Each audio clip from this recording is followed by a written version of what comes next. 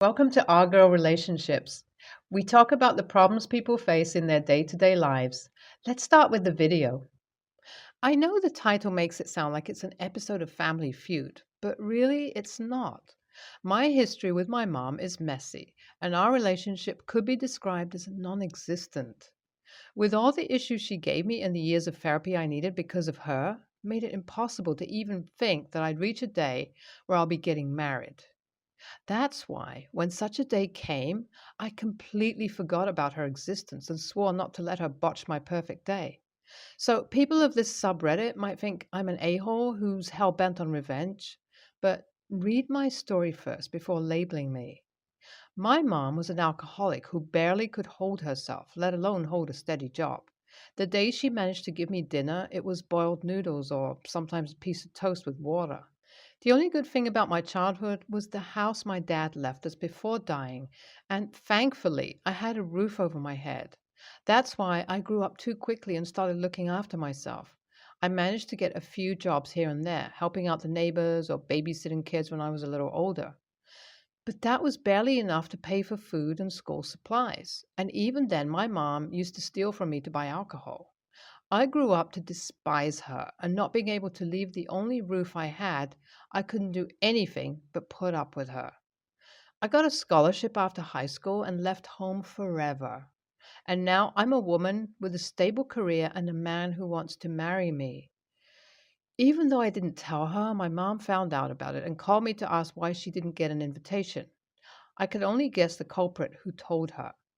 Anyway, I told her I didn't want to remember my past life or the lack of a life I had at that time. I told her she's not my mom because she failed to actually look after me and do her job. I hung up after that and blocked her number. But I know my mom. So I knew nothing could stop her if she decided to crash my wedding, and that led me to prepare in advance for when that happens.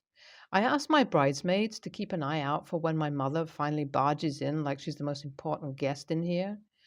I told them to promptly take action and bring her to me. I had a whole idea in my mind on how to handle her. So, rage or public scenes of kicking her out won't do anything to humiliate her, as she has experienced them quite a lot in her alcoholic life and has grown used to them. The only thing that could shock her enough to keep her mouth shut are emotions or sudden acceptance. As she was never accepted by anyone all her life, it's the most alien thing to her. I decided to exploit her weakest points and save my body from turning into a public entertainment. My maid of honor was the first one to see my mom coming into the venue. She quickly intercepted her and brought her to me. I was getting ready at that time and was almost finished. As I saw my mom, I hugged her. My mom froze all over from that single hug. I knew she wouldn't expect that. I told her that even though I said on the phone that I hate her, now that I'm standing here in this big moment on my big day, I really wanted her to be there. I thanked her for coming here, even though I insulted her on the phone and didn't invite her. I told her that I'm glad as a mother that she made the wise choice of coming here to support me, even though I was being a crappy daughter. Now, she was more shocked than anything. I even asked her to put the veil on my head. As she was fixing the veil, I saw her face looking proud, as if she really was the one who made me who I am. She was faintly smiling now, and I pretty much figured her thoughts would be along the lines of how I finally managed to look at all the things she did for me as a mother. Right. Like a piece of toast for dinner on alternate nights is really something to be proud of. Either way, she had no idea at that point what kind of humiliation I had planned for her. Once the wedding vows were over and I became a married woman, the after party started. Everyone started dancing and drinking and eating. Meanwhile, I was keeping an eye on my mom, silently eyeing the alcohol. When I asked her what's up with her being empty handed, she told me she's sober now. That surprised me a little. But then I took her hand and started introducing her to all my guests. I made sure everyone knew exactly who my mom was. She even asked me why I was acting so weird, but I told her I'm finally an adult and married, and I understand that she did her best for me at this age. For a moment, I did think that she was going to tell me something, but then decided against it. I shrugged and moved on. When the time for the toast arrived, the maid of honor and the best man gave the first speech. Me and my fiance, well, my husband now, have also prepared our special speeches. It was my idea. I let my husband go first. Once it was my turn, I decided to unfold the last part of my plan to utterly humiliate my so called mom. I started talking about how I'm grateful for everything I have gotten so far in life. I talked about my childhood and specifically pointed out the struggles. I told everyone present there that I had to weed out people's gardens, take their dog for walks, go grocery shopping for some people, babysit kids only a year or two younger than me, all the while making sure to do my homework and attend classes. I had to wash the same dress every other night and dry it by morning so I could have clean clothes. When I ran out of detergent, I sneaked some from the people's houses I used to work in. I told them about the times I had to decide between buying notebooks and food because the money I scrounged up by working was stolen by my mom, who had to buy alcohol. My whole toast was about the things I had to suffer through in my teen years, and before that because of my mother. I ended by saying how I'm so proud my mom is here to listen to all this and how grateful I am that she's sober for once in my life so she can actually understand the words I'm speaking. I told everyone how much I love this mom who came to this wedding uninvited and is now pretending to be proud of the daughter she raised when in reality I was the one raising myself. I told them how glad I am to have her here among us and that everyone should make sure to thank her for raising a daughter like me. Listening to me, my mom was so shocked she couldn't say anything. Everyone was staring at her, but no one was kicking her out of the venue or asking her to get out. Then I kissed my husband and told him thanks for letting me do this. Then I completely ignored my mom. That's how my perfect day ended and my new life started. Now, do you really think I'm an a hole? Wasn't this the least she deserved for making me be an adult from a very early age? Can anyone here really blame me? Oh my God, my mom, who I completely humiliated at my wedding, gave me a call last night. It's been 8 months since the last time I saw her, and I didn't think I'd ever see or hear from her again. She was drunk. She drunk dialed me. She called me and told me how much she hates me. She said that I'm still a child who knows nothing about her life or the kind of person she is. She said she was a moron to think that she could have asked for forgiveness from me on my wedding day as she thought I was old enough to understand where she's coming from, but I proved her wrong. She told me that she knew every moment of our life together, how much she's damaging me, but there was nothing she could have done. Not because she didn't want to, but because this society had banished her long before I came into this world.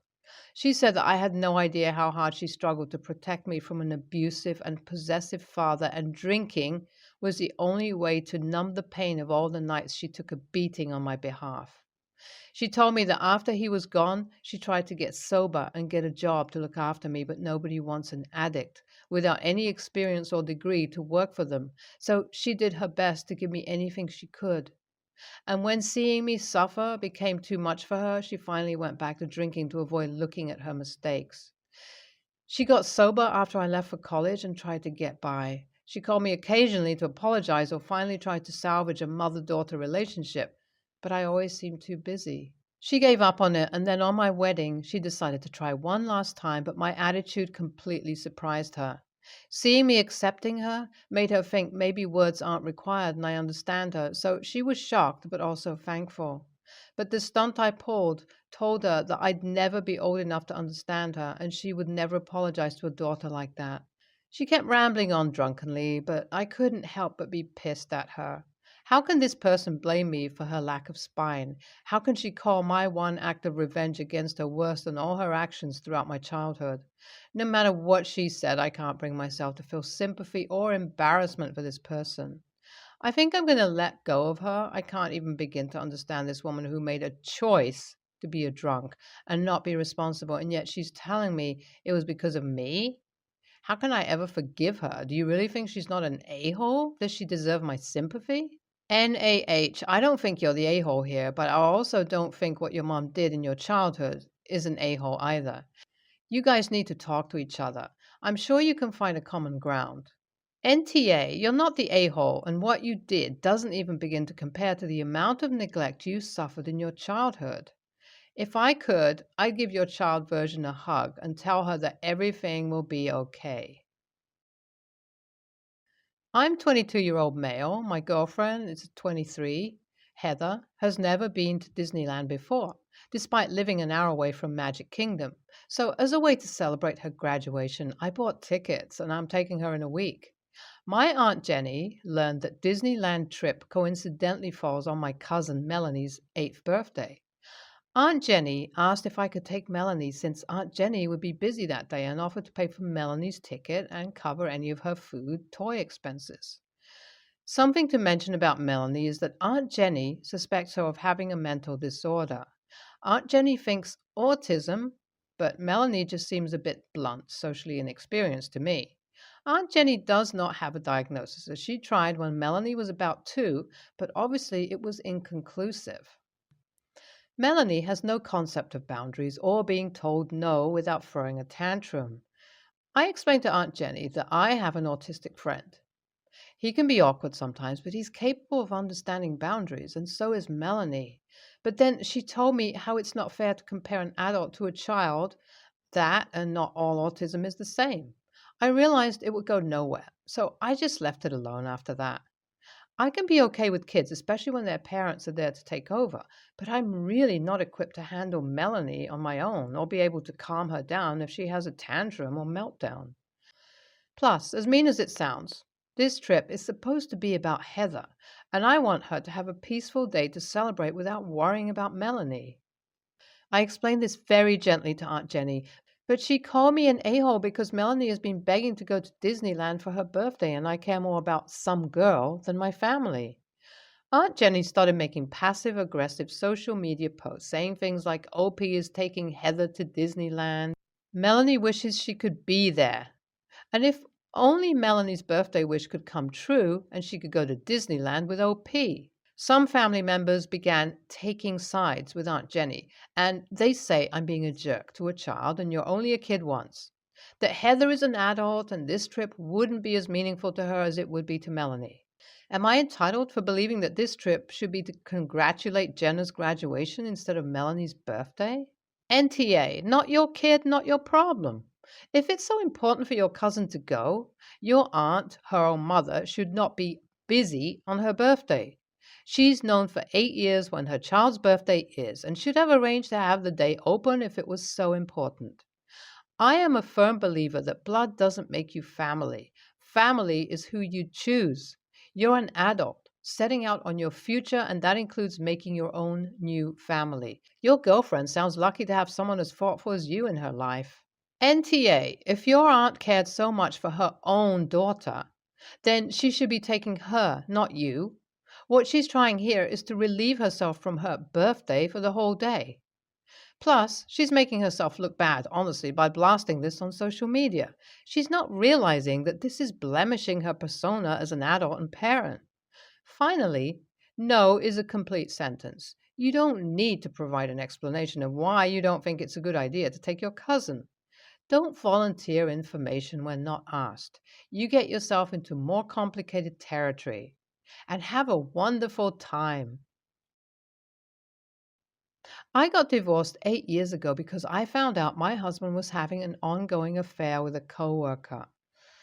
We had a daughter named Lila together, 10 years at the time, who we got split custody. He married the coworker, and I ended up marrying my now husband, Miles, 4 years ago.